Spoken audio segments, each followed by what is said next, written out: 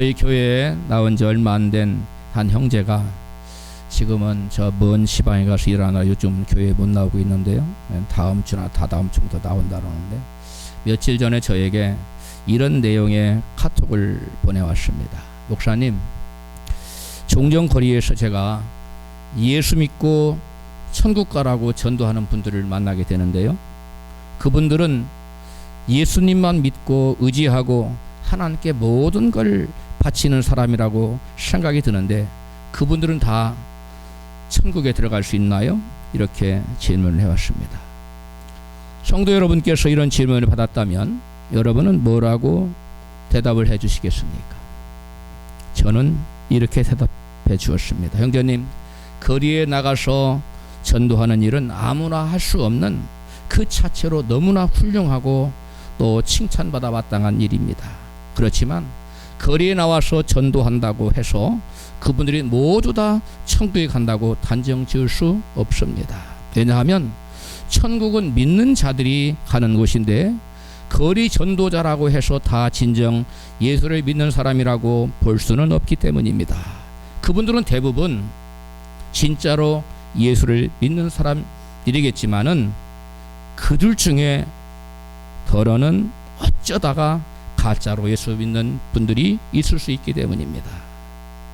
계란도 똑같이 똑같은 계란처럼 보이지만 생명이 있는 유정란이 있는가 하면 생명이 없는 무정란이 있듯이 믿음도 가짜 믿음과 진짜 믿음이 있답니다. 그래서 사람들 눈에는 교회 나가고 예수 믿는다고 하면 다 믿는 것처럼 보이지만 그 중에 진짜도 있고 가짜도 있답니다.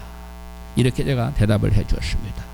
저의 대답을 드신 분들 중에 혹이 어떤 분은 이런 질문을 하고 싶으실 겁니다. 목사님, 성경 로마서 10장 9절로 10절에 사람이 마음으로 믿어 의에 이르고 입으로 시인하여 구원에 이른다고 말씀하고 있는데 거리에서 전도하는 분들 중에 마음으로 예수 안 믿는 분들이 있겠습니까? 그리고 또 그분들 중에 예수님을 나의 주라고 고백하지 않은 분이 있겠어요? 그분들을 그러면 말씀대로 하면 다 구원받아야 마땅하지 않습니까? 다 천국 가야 마땅하지 않습니까? 이렇게 질문을 하고 싶으실 겁니다. 마음으로 믿고 또 입으로 시인하여 구원에 이른다는 이 말씀에 대해서 많은 예수를 믿는다고 하는 분들이 오해를 하고 있습니다. 그래서 이 말씀에 대한 오해가 오늘날 수많은 그릇된 믿음의 소유자를 양산해내고 있습니다.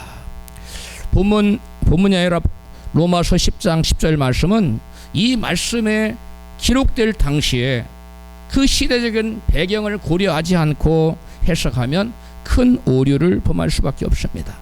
그 당시에 여러분 로마 황제 시저 외에 그 누군가를 주라고 로드라고 부른다면 그 사람은 로마 당국으로부터 반역자로 취급되어서 중한 처벌을 받아야만 했던 시절입니다. 감옥에 갈 수도 있고요, 죽임을 당할 수도 있는 그러한 무서운 시대였습니다.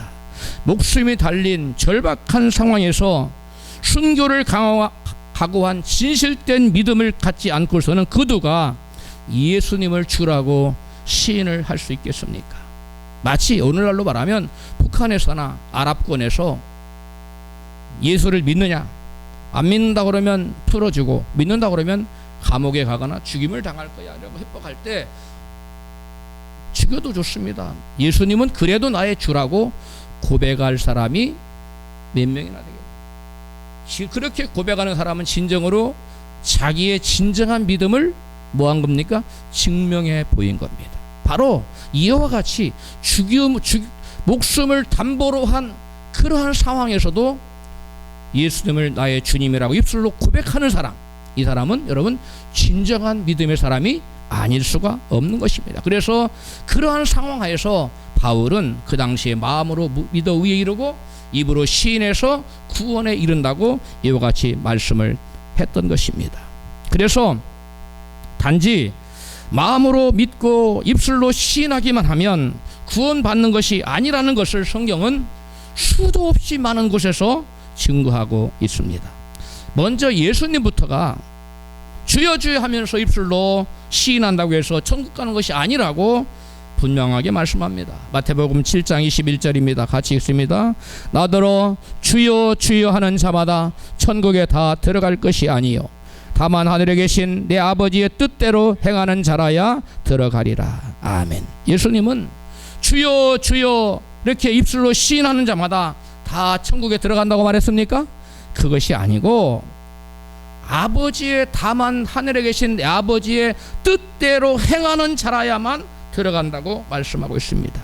그러면 하나님 아버지의 뜻은 무엇입니까?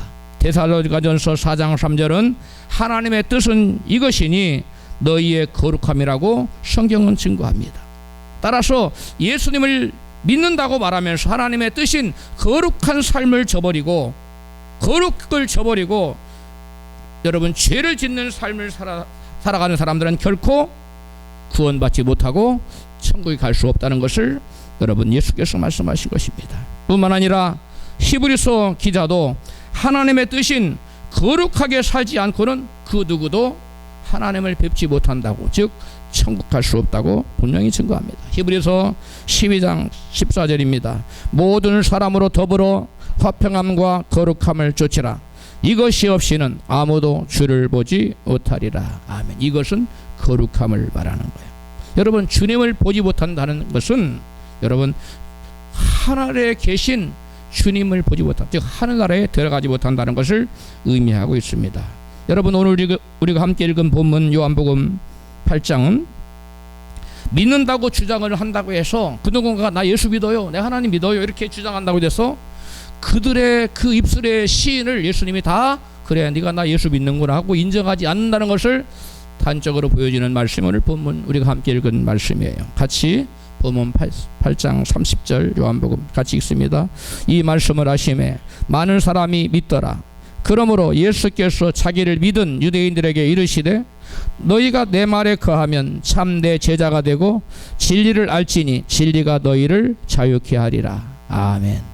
많은 사람들이 예수를 믿는다고 하자 예수님이 그러한 자기를 믿는다고 하는 유대인들을 향해서 이같이 말씀합니다. 31절 그러므로 예수께서 자기를 믿은 유대인들에게 이르시되 너희가 내 말에 거하면 참 내 제자가 되고 진리를 알지니 진리가 너희를 자유케 하리라. 아멘.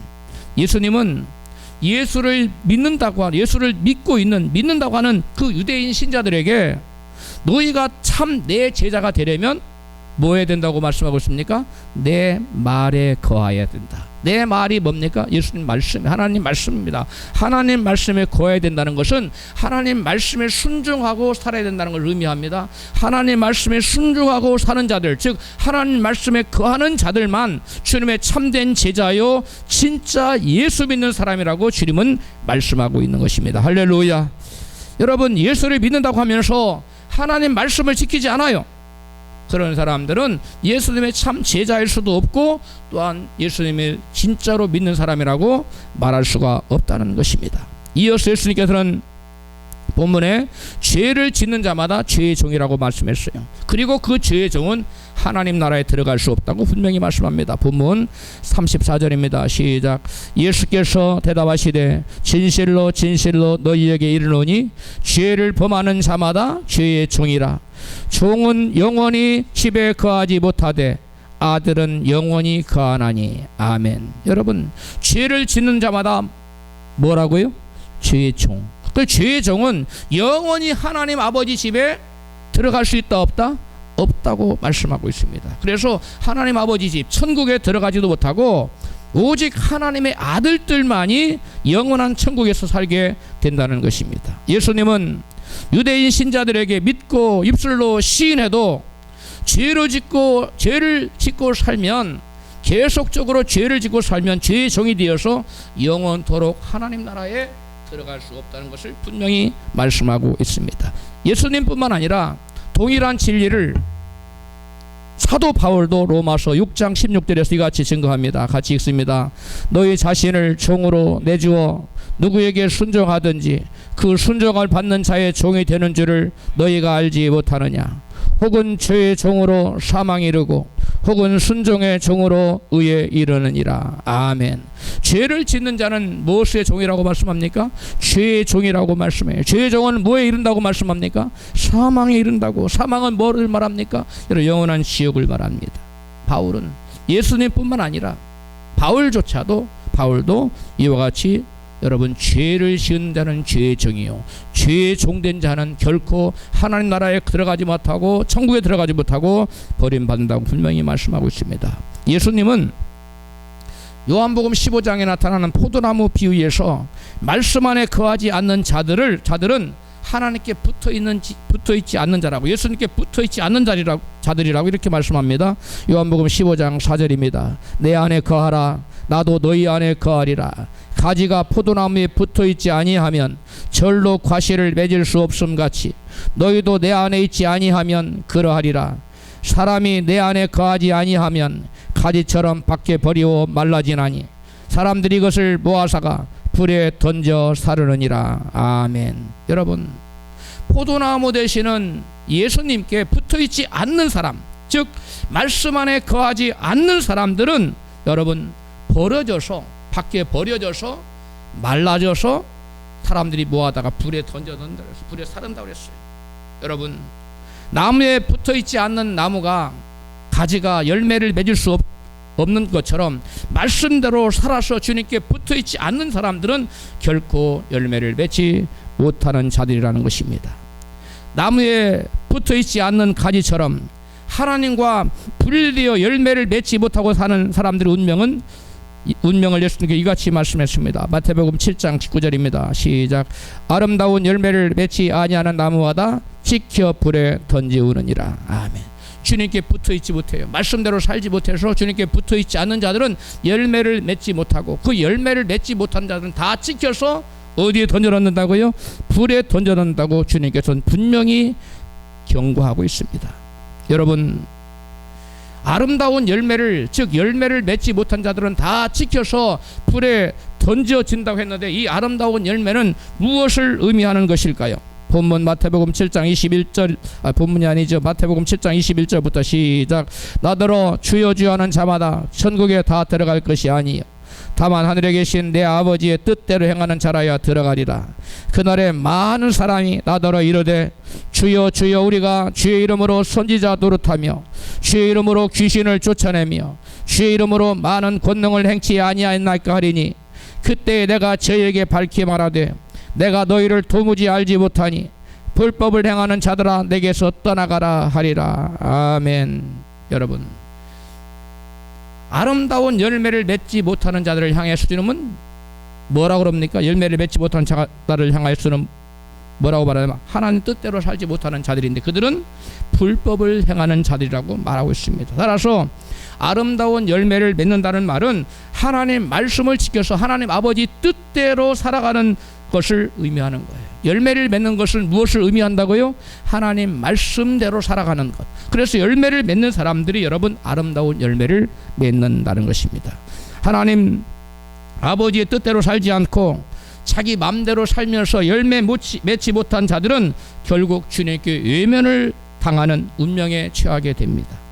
주님께 외면당한 자들은 영생 천국에 들어가지 못하고 영원한 지옥에 떨어지는 그러한 비참한 운명에 처하게 되는 것입니다. 예수님은 선지자 노릇도 하고 또 귀신도 쫓아내고 많은 권능을 행했어도 그들이 불법을 행했으므로 열매를 맺지 못한 자들이라고 말하고 있어요. 예수를 믿는다고 하면서 자기 유익을 위해서 불법을 행하는 자들, 말씀을 그냥 범하는 자들은 마지막 날에 하나님의 준엄한 심판을 피할 수가 없다는 것입니다. 성경은 마음으로 하나님을 믿는다고 하지만, 믿고 또 입술로 시인한다고 하지만 불법을 행하는 자들을 행위로 부인하는 자라고, 하나님을 행위로 부인하는 자들이라고 증거하고 있습니다. 디도서 1장 10절입니다. 불순종하고 헛된 말을 하며 속이는 자가 많은 중 할례파 가운데 특히 그러하니 그들의 입을 막을 것이라. 이런 자들이 더러운 이득을 취하려고 마땅하지 아니한 것을 가르쳐 가정들을 온통 무너뜨리는도다. 그들이 하나님을 시인하나 행위로는 부인하니 가증한 자요 복종하지 아니한 자요 모든 선한 일을 버리는 자니라. 아멘. 할례를 받아야 구원받는다고 주장했던 사람들이 있었습니다. 이 사람들을 할례파, 할례당이라고 했어요. 할례파 유대인 그리스도인들이었어요. 이 사람들은 입술로 하나님 믿는다고 했어요. 입술로 예수님 믿는다고 했어요. 그리고 예배도 열심히 드렸어요. 그러나 그들은 삶 가운데 행위로는 예수님을 부인했어요. 하나님을 부인했어요. 왜 그랬어요? 그들은 더러운 이득을 취하기 위해서, 자기의 유익을 위해서 하나님 말씀을 스스럼없이 버린 사람들이에요. 더러운 이득을 취하려고 허황된 거짓말로 남들을 속이고 하나님 말씀에 불순종하며 사는 가증한 사람들이었습니다. 이런 자들을 향하여 예수님은 내가 너희를 도무지 알지 못하니 불법을 행하는 자들아 내게서 떠나가라고 말씀하셨습니다. 선지자 노릇도 하고 귀신도 쫓아내고 많은 권능을 행했던 사람들은 사람들 눈에 볼 때 믿음이 얼마나 좋은 사람들입니까? 사람들이 볼 때는 엄청난 믿음이 있는 사람들처럼 보이지만 하나님께서 찾으시는 뭐가 없었습니까? 그들에게 거룩의 열매가 없었어요. 불법을 행했어요. 그래서 하나님은 그들은 자기들의 유익을 위해서, 이득을 위해서, 더러운 이득을 위해서 말씀을 그냥 버리고 죄와 타협하면서 적당하게 살아갔어요. 여러분, 그런 사람들을 하나님은 내가 너희를 불법을 행하는 자들아 너희를 도무지 알지 못하노니 내게서 떠나가라고 말씀하시는 것입니다. 여러분, 세례 요한은 아름다운 열매 대신 좋은 열매라고 표현했어요. 그 좋은 열매가 뭐냐면 회개에 합당한 열매라고 말합니다. 누가복음 3장 8절입니다. 요한이 무리에게 이르되 그러므로 회개에 합당한 열매를 맺고 속으로 아브라함이 우리 조상이라 말하지 말라. 이미 도끼가 남의 뿌리에 놓였으니 좋은 열매 맺지 아니하는 나무마다 지켜 불에 던지우리라. 아멘.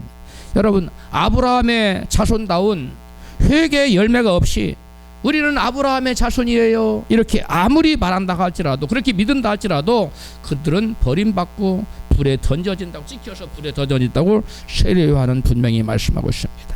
이스라엘 백성들은 스스로를 하나님의 자녀라고 믿었어요. 그런데 그들은 여전히 자기가 자기 인생의 주인이었고 여전히 자기의 유익을 위해서, 더러운 이득을 위해서 세상과 타협하고 죄와 타협하며 구별된 삶을 살지 않았습니다. 그러면서 자기들은 하나님의 자손이기 때문에, 아브라함의 자손이기 때문에 자기들은 구원받아서 어디 갈 것이라고? 천국에 갈 것이라고 확실하게 믿고 있었다는 것입니다. 여러분, 오늘날도 마찬가지입니다. 오늘날 수많은 사람들이 교회에 나옵니다. 그러면 나는 예수 믿기 때문에 하나님의 자녀라고 믿고 있어요. 그런데 실제 삶 가운데서는 죄와 타협하고 세상과 타협하고 말씀을 버려버리고 이렇게 살아가는 사람들이 얼마나 많습니까? 여러분, 이렇게 살아가는 사람들은 세상과 구별되는 삶을 살지 않고 자기의 이득을 위해서 죄와 쉽게 타협하며 죄에 굴복하며 죄의 종으로 살아가는 사람들은 결코 스스로는 나는 하나님의 자녀예요. 이스라엘 나는 아브라함의 자손입니다 이렇게 말했듯이 나는 예수 믿는 자녀요, 나는 예수의 제자요, 하나님의 자녀라고 아무리 큰소리치고 믿고 주장해도 하나님은 너는 나의 자녀라고 인정하지 않는다는 것입니다. 그러니까 세례 요한이 말했잖아요.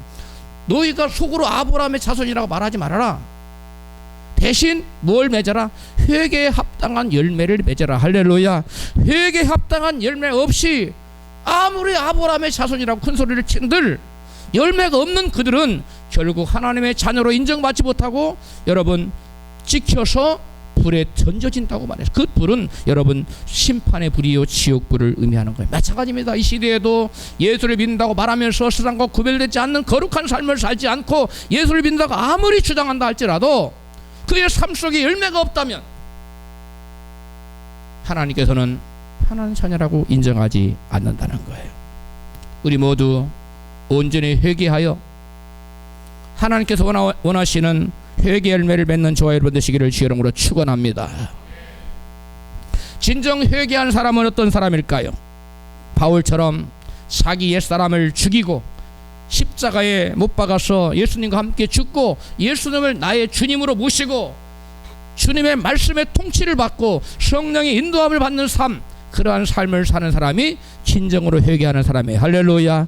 예수를 믿는다고 말합니다. 교회 열심히 나와요. 그런데 실제로 삶은 자기가 살고 싶은 대로 살아요. 자기가 여전히 주인이에요. 하나님 자기 인생의 주인이 되지 않아요. 말씀이 그 사람을 통치하지 못해요. 성령께서 말씀으로 이렇게 살아라 해도 감동에 순종하지 않아요. 강단에서 말씀이 선포돼서 그 말씀 받고 말씀은 말씀이고 나의 삶은 나의 삶이에요. 이렇게 말씀과 괴리가 있는 삶, 말씀과 동떨어진 삶을 사는 사람은 여러분 결탄코 하나님이 너는 나의 자녀라고 인정해 주지 않는다는 거예요. 여러분 바울은 그럼 어떤 사람을 살았느냐? 갈라디아서 2장 20절 회개한 사람의 삶의 모습이 나타납니다. 같이 읽습니다. 내가 그리스도와 함께 십자가에 못 박혔나니 그런즉 이제는 내가 사는 것이 아니요 오직 내 안에 그리스도께서 사시는 것이라. 이제 내가 육체 가운데 사는 것은 하나님의 아들을 믿는 믿음 안에서 사는 것이라. 아멘. 여러분 회개한 사람은 자기 옛사람을 십자가에 주님과 함께 못 박아서 죽이고 이제는 내가 예수 안에서 새 사람으로서 성령 인도를 받고 말씀의 통치를 받으며 여러분 내 안에 예수께서 내 인생의 주인으로 주님께서 나를 인도하는 대로 내가 그 말씀에 순종하는 믿음대로 사는 삶, 하나님의 아들을 믿는, 하나님의 아들이 예수님이죠. 예수님을 믿는 믿음 안에서 사는 사람, 이런 사람이 여러분 진정 회개의 삶을 사고 있는, 이 사람이 바로 회개의 열매를 맺고 있는 겁니다. 할렐루야. 여러분 믿음 안에서 사는 삶, 말씀 안에서 사는 삶, 자기의 유익과 정욕과 이런 모든 것들을 다 여러분 버려버리고 그런 것을 위해서가 아니라 오직 하나님의 뜻과 하나님의 영광을 위해 살아가는 사람, 이 사람이 바로 진정 회개한 사람이에요. 여러분은 진정 회개하셨습니까? 할렐루야. 여러분 이게 굉장히 중요한 질문이고 이 질문에 여러분 양심에 조금도 가책이 없이 아멘이 나와야 돼요. 그렇지 않으면 구원에 이르도록 믿음에 자라가야 됩니다. 할렐루야. 바울은 회개하여 새로운 피조물이 된 사람이 어떠한 삶을 살아야 마땅한지를 이같이 증거하고 있어요. 고린도후서 5장 15절입니다. 시작. 그가 모든 사람을 대신하여 죽으심은 살아있는 자들로 하여금 다시는 그들 자신을 위하여 살지 않고 오직 그들을 대신하여 죽었다가 다시 살아나신 이를 위하여 살게 하려 함이라. 17절. 그런즉 누구든지 그리스도 안에 있으면 새로운 피조물이라. 이전 것은 지나갔으니 보라 새 것이 되었도다. 아멘. 여러분 새롭게 된 피조물 여러분 찬양 알지요? 여러분 새롭게 된 피조물이 되었습니까? 할렐루야. 여러분 새롭게 된 피조물 되었어요? 왜 대답을 안 하세요? 자신이 없어서 그러세요? 여러분 새롭게 된 피조물이 돼야 됩니다. 할렐루야. 그런데 이 새롭게 된 피조물이 어떤 사람이냐? 그 15절에 나와요. 다시는 모든 사람을 그가 대신해서 죽어 주셨는데 그것은 살아있는 자들로 하여금 다시는 그들 자신을 위해서 살지 않고 오직 그들을 대신하여 죽었다가 다시 살아나신 이를 위하여 살게 하려 하심이니라. 여러분 새롭게 된 피조물, 예수 안에서 새롭게 된 피조물들은 삶의 모습이 완전히 바뀌어버린다는 거예요. 그전에는 누구를 위해 살았습니까?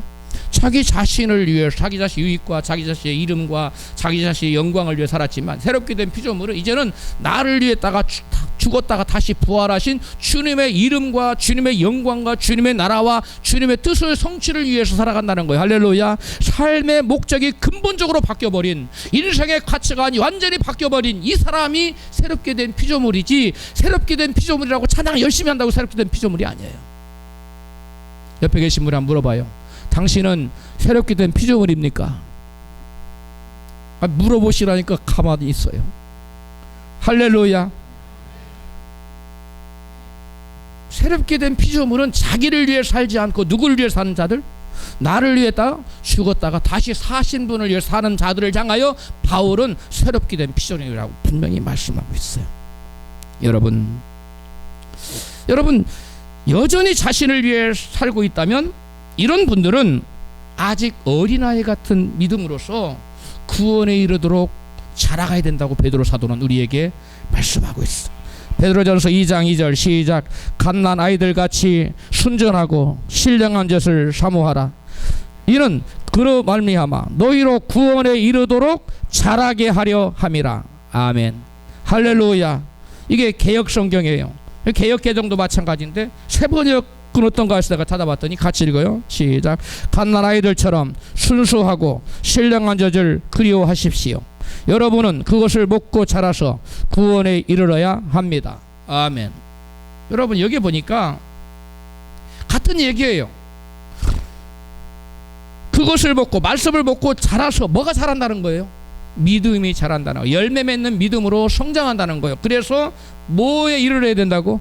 구원에 이르러야 된다는 거예요. 근데 개역성경에서 말하서 그로 말미암아 말씀을 먹음으로 말미암아 너희로 구원에 이르도록 자라게 한다. 말씀을 사모하십시오. 말씀을 끊임없이 듣고 읽고 묵상하여 믿음이 자라서 그 믿음이 우리의 삶을 변화시켜서 열매를 맺게 하여 여러분 그들로 하여금 열매 맺는 믿음의 소유자만 구원받는 줄 믿습니다. 그건 제 얘기가 아니에요. 하나님이 성령으로 감동 주어서 성경에 이렇게 요소요소에 다 말씀을 기록해 놓고 있습니다.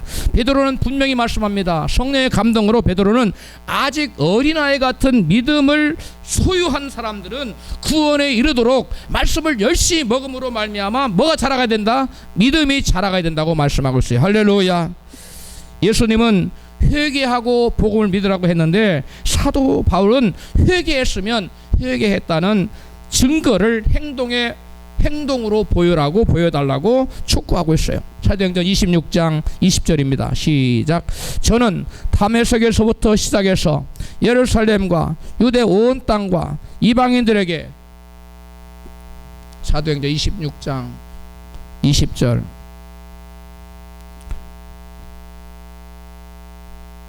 그냥 저를 따라서 하십시오. 저는 다메섹에서부터 시작해서 예루살렘과 온 유대 땅과 이방인들에게도 모두 다 죄를 버리고 하나님께로 돌아와서 회개했다는 증거를 행동으로 보이라고 전파하였습니다.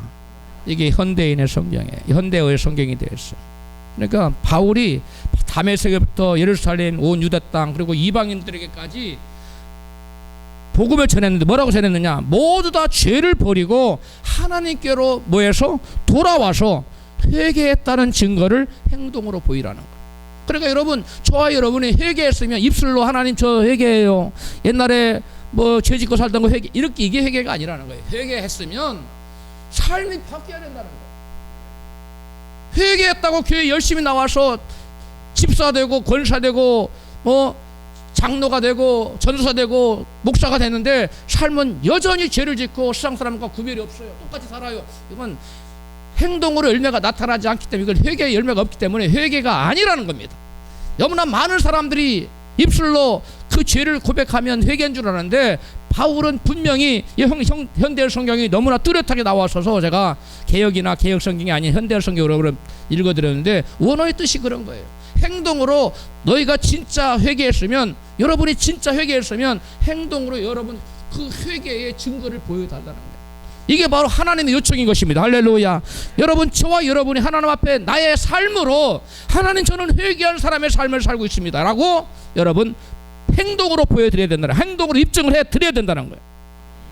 여러분, 아무리 예수를 마음으로 믿고 입술로 시인을 1000번 만번 한다 할지라도 여러분 회개했다는 증거를 행동으로 보이지 않는다면, 그러한 열매가 없다면 그런 사람은, 그런 사람의 믿음은 믿음이 아니라는 것이. 그래서 야고보 사도는 야고보서 2장 내내 기록하기를 행함이 없는 믿음은 그 자체가 뭐다? 죽은 거다. 행함이 없는 믿음이 너희에게 아무런 유익이 없는 것을 알고자 하느냐? 귀신들도 이같이 믿고 떠느니라. 귀신들도 행함이 없는 믿음 가지고 있어요. 귀신들도 하나님은 삼위일체고 예수께서 우리의 모든 죄인들의 죄를 지고 죽었다가 3일 만에 부활하시고 40일 동안 계시다가 또한 하늘나라에 승천하셔서 보좌 우편에 우리를 위해서 기도하시고 나중에 세상의 죄를 심판하고 믿는 자를 구원하기 위해서 이 땅에 오실 것을 귀신들도 알고 믿어요. 그러나 귀신에게는 구원이 없어요. 왜 그래요? 하나님 말씀에 순종하지 않아요. 여러분, 하나님 말씀을 듣고 한 귀로 듣고 한 귀로 흘러내는 자가 되지 말고 하나님 말씀을 듣고 순종하여 아름다운 열매를, 주께서 원하시는 아름다운 열매를 맺는 저와 여러분 되시기를 주님의 이름으로 축원합니다. 오늘 본문에 예수님께서도 이같이 말씀하고 계십니다. 본문 요한복음 8장 33절 34절 시작. 예수께서 대답하시되 진실로 진실로 너희에게 이르노니 죄를 범하는 자마다 죄의 종이라. 종은 영원히 집에 거하지 못하며 아들은 영원히 거하노니라. 39절 저희가 대답하여 가로되 우리 아버지는 아브라함이라 하니 예수께서 가라사대 너희가 아브라함의 자손이면 아브라함의 행동을 하였을 것이거늘. 41절 너희는 너희 아비 마귀가 했던 행동을 하는도다. 아멘. 여기 보니까 예수님께서는 유대 신자, 예수를 믿는다고 하는 유대 신자들에게 너희가 죄를 지으면 죄를 계속해서 반복해서 그 죄를 떠나지 않고 죄를 한 번 짓고 회개하면 괜찮아요. 그런데 그 죄 떠나지 않고 계속해서 죄를 짓고 있으면, 이거 현재형이에요. 진행을 의미하는 거예요. 계속 죄를 짓고 죄에 머물러 살고 있으면 그런 사람들은 죄의 종이 되어서 결코 하나님 아버지 집에 들어갈 수 없다고 말씀하고 있어요. 아브라함의 자손은 어떻게 행동한다고요? 아브라함처럼 믿음으로 산다는 거예요. 할렐루야. 아브라함처럼 의의 행동을 한다는 거예요. 의의 열매를 맺는다는 거예요. 그런데 너희들은 죄의 열매를 맺고 살지 않느냐? 그러면 너희들은 죄의 열매를 맺고 죄의 종이요 마귀 자식이라는 거예요. 여러분, 예수를 믿는다고 입술로 고백하고 마음으로 믿는다고 해서 하나님의 자녀가 되는 게 아니에요. 죄에서 떠나서 하나님께서 원하시는 아름다운 열매를 맺는 그 사람을 향하여 너는 나의 자녀라고 주님 말씀하시는 줄을 믿습니다. 믿음을 오해하면 안 됩니다. 주님은 회개에 합당한 열매가 없으면서 아브라함이 우리 조상이라고, 나는 아브라함의 자손이라고, 나는 하나님의 자손이라고 100번 1000번 말해도 그런 사람은 하나님의 자녀가 아니라 누구 자식이다? 마귀 자식이라고 분명히 말해요. 그들은 여러분 지옥불에 떨어진다고 요한은 증거하고 있어요. 죄의 열매를 맺고 살면서 아무리 나는 하나님의 자녀라고 믿어봤자 여러분 하나님 아버지 집에 들어가지 못한다는 것입니다. 이것이 바로 예수께서 우리에게 오늘 본문을 통해서 우리에게 증거해주고 있는 말씀이에요. 본문 44절부터 계속되는 예수님 말씀을 읽습니다. 시작. 너희는 너희 아비 마귀에게서 났으니 너희 아비 욕심을 너희도 행하고자 하느니라. 내가 진리를 말하므로 너희가 나를 믿지 아니하는도다. 내가 진리를 말하매 어찌하여 나를 믿지 아니하느냐? 하나님께 속한 자는 하나님의 말씀을 듣나니 너희가 듣지 아니함은 하나님께 속하지 아니하였음이로다. 아멘. 여기 여러분 놀라운 예수님의 선언이 있습니다. 즉 예수님께서 예수를 믿는 유대인들에게 향하여 예수께서 뭐라고 말씀하고 있어요? 너희는 누구 자식이다? 너희 아비 마귀에게서는 너희는 마귀 자식이라고 예수님 말씀하고 있어요. 너희 아비는 마귀다. 왜 그러느냐? 너희들은 나의 말을 듣지 않는다. 나의 말을 듣지 않는다는 건 내 말에 뭐 하지 않는다는 거예요? 순종하지 않는다는 거예요. 여러분, 우리가 집에서 애들이 말 안 들으면 너 이렇게 말을 안 듣니 그러잖아요. 그 귀로 안 듣는다는 얘기예요? 순종하지 않는다는 얘기예요? 순종하지 않는다는 얘기가 똑같은 얘기예요. 너희가 나의 말을 듣지 아니함으로, 너희가 내 말을 듣지 아니함, 내 말에 순종하지 아니함은 너희가 하나님께 속하지 아니했기 때문에. 하나님께 속하지 않고 누구에게 속했다는 거예요? 마귀에게 속했다는 거예요. 근데 이 자들을 스스로 뭐 한다고 말하고 있어요? 우리는 예수님 믿어요. 우리는 하나님 믿어요. 하나님 우리 아버지예요. 아브라함이 우리 조상이에요. 우리는 아브라함의 자손이에요. 이렇게 얘기하고 있다는 거예요. 오늘날 예수 믿는 사람들이 하나님 우리 아버지예요. 예수님은 우리의 스승이시고요. 우리의 구원자고요. 이렇게 말하면서 실제로 삶은 거짓되게 산다는 거예요. 자기의 더러운 유득을 위해서 죄와 쉽게 타협한다는 거예요. 그리고 죄의 종으로 살아간다는 거예요. 그러면서 구원받다고 한다는 거예요. 근데 주님은 뭐라고? 그런 자들을 향해 너는 마귀 자식이야. 너는 마귀 자식이 내 자녀가 아니야. 왜냐? 너는 나의 말을 들으면서 내 말에 순종하지 않기 때문에 네가 1000번 만번 나는 하나님의 자녀다, 나는 구원받다고 말할지라도 나는 너를 인정할 수 없어. 나는 너를 믿는 자를 인정할 수 없어. 예수님은 단호하게 말씀한다는 거예요. 깨달아졌으면 아멘 하십시다. 여러분, 믿음을 너무 쉽게 생각하지 마세요. 구원을 너무 간단하게 생각하지 마십시오. 자기를 부인하지 않는 사람, 십자가를 부여잡지 않는 사람, 좁은 문을 통과해서 좁은 길을 걷지 않는 사람, 이런 사람은 주님과 전혀 하등의 상관이 없는 사람이에요. 스스로 자칭 기독교인이에요. 자칭 하나님의 자녀일 뿐이에요. 유대인들을 향하여 주님이 분명히 말씀하셨고, 오늘 신약시대에 예수께서 자기를 믿는 유대인들, 예수를 믿는 유대인들을 향하여 너희가 어찌하여 나를 믿지 않느냐고 말해요. 유대인들은 예수를 믿는다고 말하는, 예수님은 그들을 향하여 너희도 나를 믿지 않아. 너희들이 나를 믿지 않는 이유가 뭔지 알아? 너희들은 내 말을 듣지 않잖아. 내 말에 순종하지 않잖아. 그러면 너희들은 스스로 자칫 믿는다고 그래? 너희들은 스스로 하나님 자녀라고 말해? 내가 볼 때 너희들은 내 자녀가 아니라 마귀 자녀야. 그러니까 너희들은 마귀의 그 욕심을 따라 살고 있잖아. 이렇게 말씀하고 있어요. 이 말씀을 여러분 현대 강단에서 잘 설교하지 않지요. 왜? 성도들이 너무나 충격받으니까. 아니 받아들이지를 못하지요. 그러나 우리 성도님들은 다 받아들일 수 있을 줄로 믿습니다. 여러분, 이 말씀을 애곡하거나 말씀의 기준을 낮춘다고 해서 우리가 구원되는 게 아니에요. 여러분에게 안전하다, 평안하다 이렇게 말한들 구원되는 게 아니에요. 있는 사실을 여러분 그대로 받아들이고 말씀 앞에 자신을 굴복하고 깨어지고 자신을 죽이는 저와 여러분 되시기를 여러분 축원합니다. 오로지 예수 믿고 입술로 고백한다고 해서 구원받는 것이 아니라 그 말씀을 듣고 그 말씀에 순종하여 주께서 원하시는 아름다운 열매를 맺는 자, 그 자만이 하나님의 자녀요 하나님께 인정하시는 진정의 믿음의 소유자라는 사실을 깨달았으면 급에 아멘 하십시다. 오늘날 세상에서 큰 사건이 터지면 거기에 목사, 장로, 그 다음에 권사, 집사 이런 분들이 대거 참여하죠. 왜 그렇습니까? 거짓된 믿음의 소유자들이에요. 가짜 믿음의 소유자들. 마음으로 그 사람도 예수 안 믿는 줄 아십니까? 잘 믿습니다. 입술로 시인 안 했을 것 같아요. 천번만번 했지요. 그렇다고 해서 그런데 그들에게 삶에는 열매가 없는 거예요. 그러니까 하나님이 볼 때는 하나님의 자녀입니까? 마귀 자녀입니까? 마귀 자녀였죠. 근데 그들은 구원받았다고 확신을 갖고 있어요. 왜? 구원의 확신을 가지면 구원받는다고 강단에서 가르쳐 주니까 거기에 속고 있는 거예요. 여러분 속지 마십시오. 여러분 이 오늘 본문의 말씀은 그 당시 예수님을 따라다녔던 유대인 신자들에게만 해당되는 말씀이 아니라 오늘 교회에 나와서 예수님을 나의 하나님으로 나의 주로 고백하면서 여러분 구원받다고 말하는 이 모든 사람들에게 통일하게 적용되는 말씀이에요.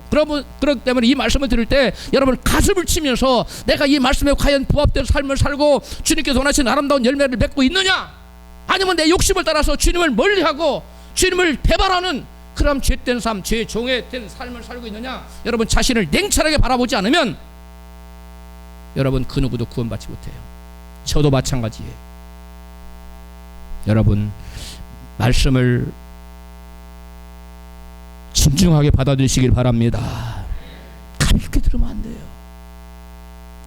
하나님이 이 말씀을 증거를 하도록 제게 감동을 주시고 말씀을 준비하고 어쩌나게 하나님 저를 잠을 안 재워요.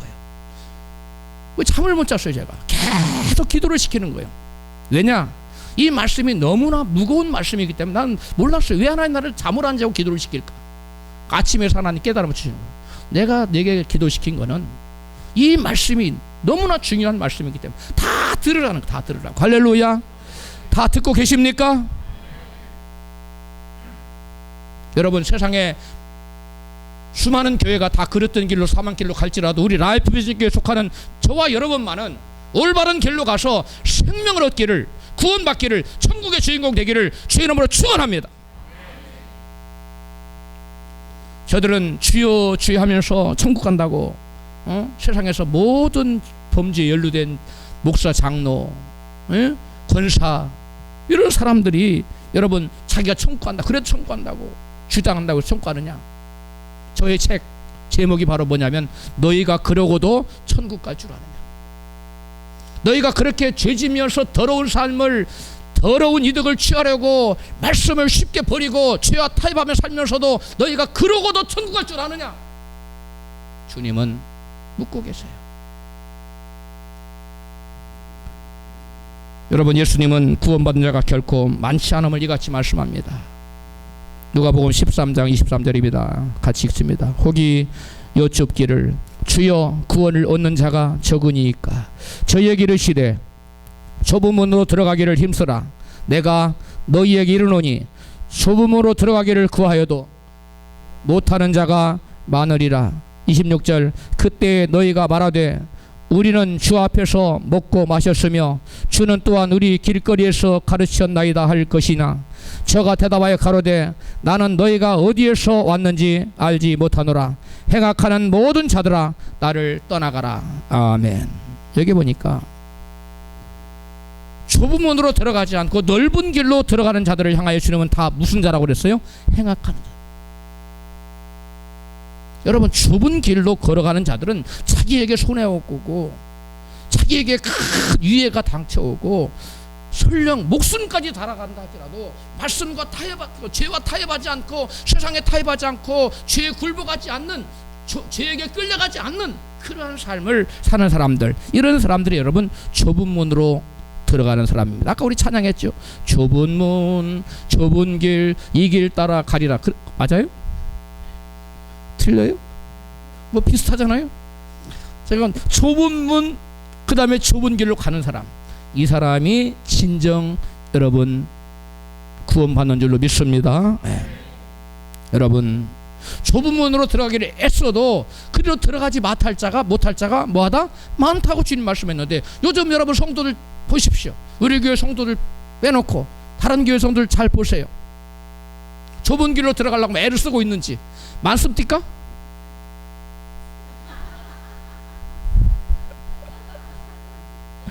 여러분, 찾아보기 쉽지 않습니다. 좁은 문으로 들어가려고 발버둥 치는 사람 많잖아요. 근데 좁은 길로 들어가려고 발버둥을 쳐도 애를 써도 탈락자가 뭐하리라? 많을 것이다. 애써도 많다는데 애쓰지 않는 사람은 무슨 셈할 가치가 뭐가 있어요? 그걸 셈할 필요가 없지. 그건 하나 많아요. 그건 자동 탈락이에요. 우리는 더 힘쓰고 애쓰십시다. 좁은 문으로, 힘들고 어려워도 그 길은 네로우 패스라고 해서 아주 좁은 길을, 영어로 보면 네로우 패스라는 길은 오솔길이에요. 길도 없는 거예요. 사실은 한두 사람 지나간 거예요. 그런 길이에요. 그런 길. 그래서 너무 힘들어요. 가다가 가시도 찔리고요, 낭떠러지 떨어질 수도 있고요. 그런 험난한 길이 좁은 길입니다. 그런데 그런 좁은 길을 가야만 구원에 이른다는 거예요. 그 길이 생명길이에요. 할렐루야. 좁은 길을 찾는다는 힘이 적어요. 그 길은 생명길인데 그 넓은 길로 찾는 사람만 막 우죽순처럼 많은 사람 몰려들어. 여러분, 거기에 생명이 있는 게 아니에요. 여러분에게 평안하다, 여러분 복 받으십시오, 여러분 형통하게 될 것입니다, 이런 설교에서도 잘할 수 있어요.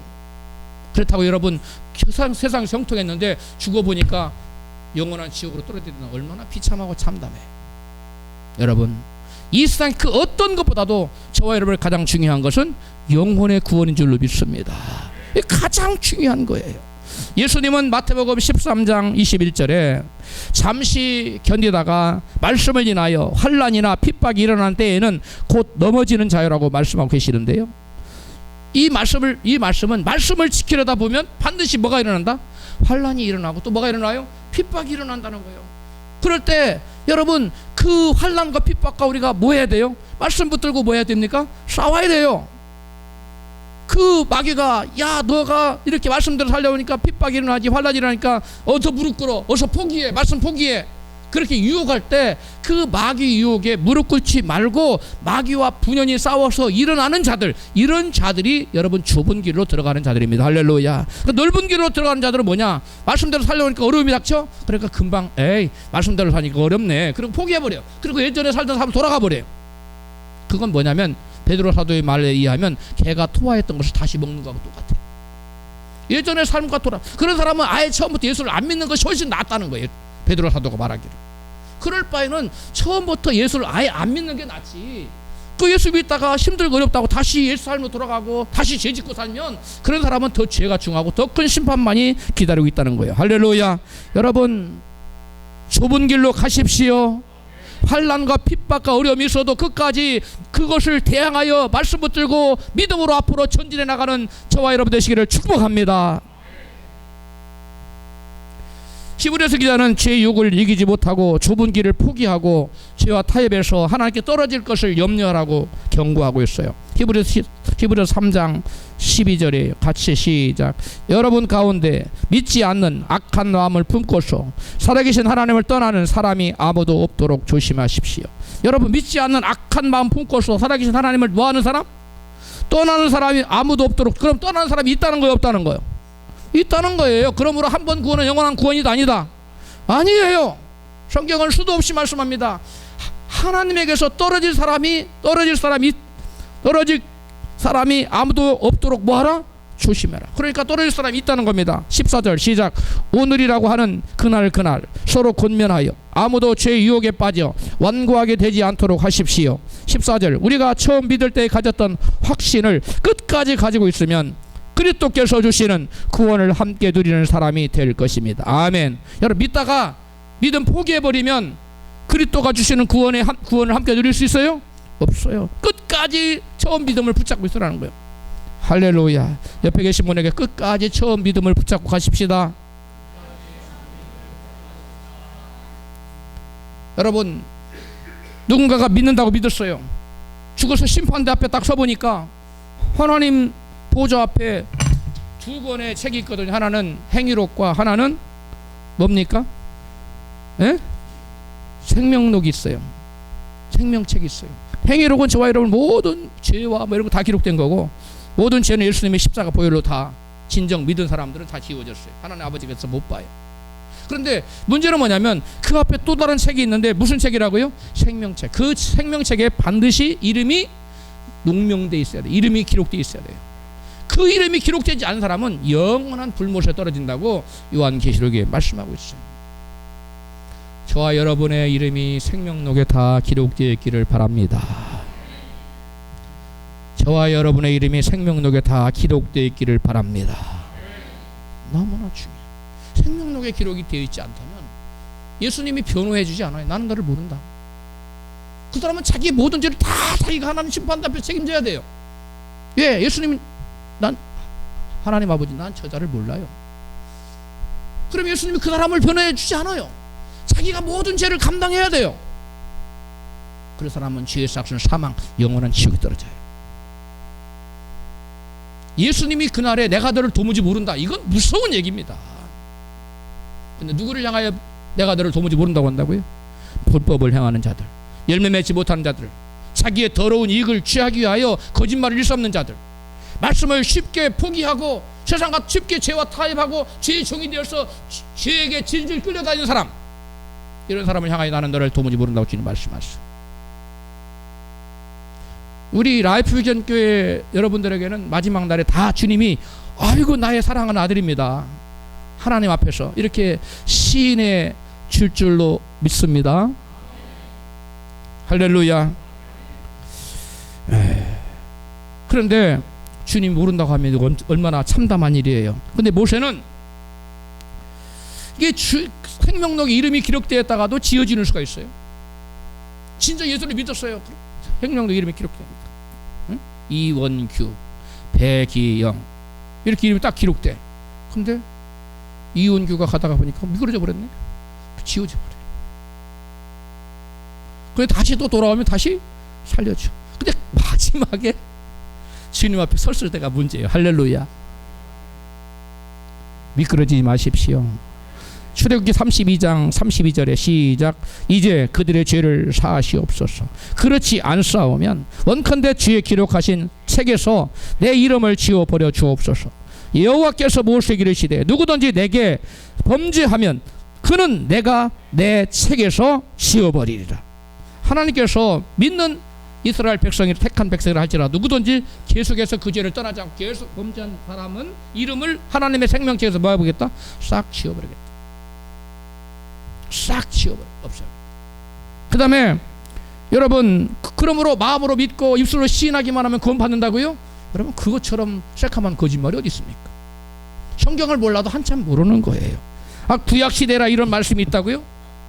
그렇다면 신약시대에 부활하신 예수께서는 왜 이런 말씀을 하셨을까요? 계시록 3장 5절입니다. 시작.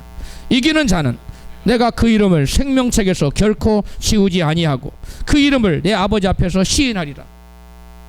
뭐하는 자는? 이긴 자. 이기는 자는 생명록에서 이름을 지운다 안 지운다? 안 지워져. 그러면 진 자는 지워버리래요. 블라드 아웃, 영어로 싹 지워버려. 흔적도 없이 지워버리는 거야. 뭐한 자는? 진자, 죄의 진자, 죄에 져서 죄의 종으로 살아가는 자들은 하나님께서 그 이름을 지워버리겠다는 거예요. 여러분 믿는다면서 죄를 이기지 못하고 죄와 타협하면서 죄의 종으로 살아가는 사람들의 이름을 하나님께서 생명록에서 지워두겠다는 거예요. 구원은 그러므로 마음으로 믿고 입술로 시인한다고 해서 받는 것이 아니라 회개에 합당한 삶을 살아야, 그래서 열매를 맺어야, 그 열매를 함께 보여드릴 수 있는 자리야 여러분 진정으로 구원받게 되는 줄로 믿습니다. 그런 사람이 진정 예수님의 제자요 하나님의 자녀가 되는 것입니다. 회개에 합당한 삶은 자기를 부인한 데서부터 시작될 수 있어요.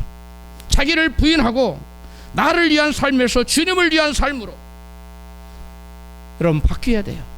그리고 인생의 주인이 나에서 하나님으로 바뀌어야 됩니다. 여러분 인생의 주인이 바뀌었습니까? 결정적인 질문을 할 때마다 이 대답이 약해져요. 그것 참. 여러분은 인생의 주인이 나에서 하나님으로 바뀌셨습니까? 여러분은 여러분 자신을 위한 삶에서 하나님을 위한 삶으로 삶의 목적이 바뀌셨습니까? 가짜로 하면 안 돼요. 여러분의 진실한 고백인 줄로 믿습니다. 아멘, 할렐루야. 다 그렇게 바뀌어야 돼요.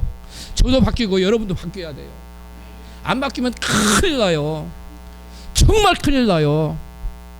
우리 모두 나를 부인하고 그리스도를 위해 살아감으로, 회개에 합당한 열매를 맺고 살아감으로 믿음이 자라가서 구원받는 우리 모두가 되시기를 주의 이름으로 축원합니다.